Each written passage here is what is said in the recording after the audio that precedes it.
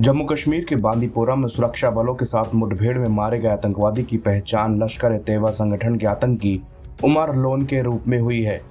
उमर 2018 से सक्रिय था। उसके ऊपर 10 लाख रुपए का इनाम भी था।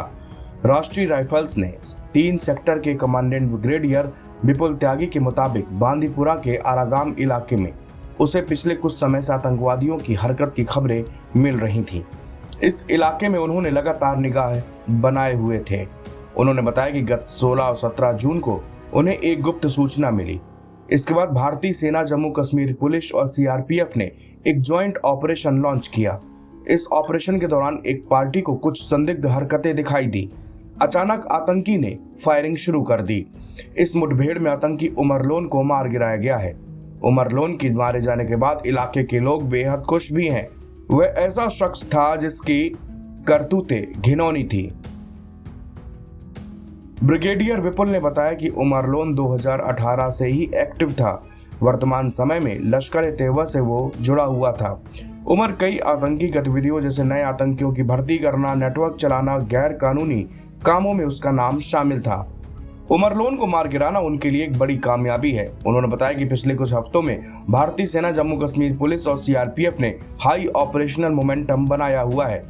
इससे उन्हें कई बड़ी कामयाबियां भी मिली हैं और कई आतंकियों को भी अब तक मारा जा चुका है।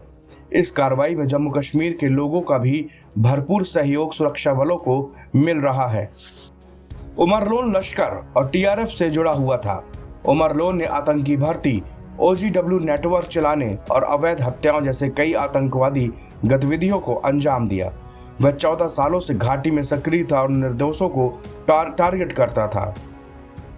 एक कैटेगरी वाला लश्कर का आतंकी उमर लोन का मारा जाना सेना के लिए बड़ी कामयाबी है। बताया जा रहा है कि उमर लोन के शरीर पर AK-47 से सेना ने गोलियां बरसाई।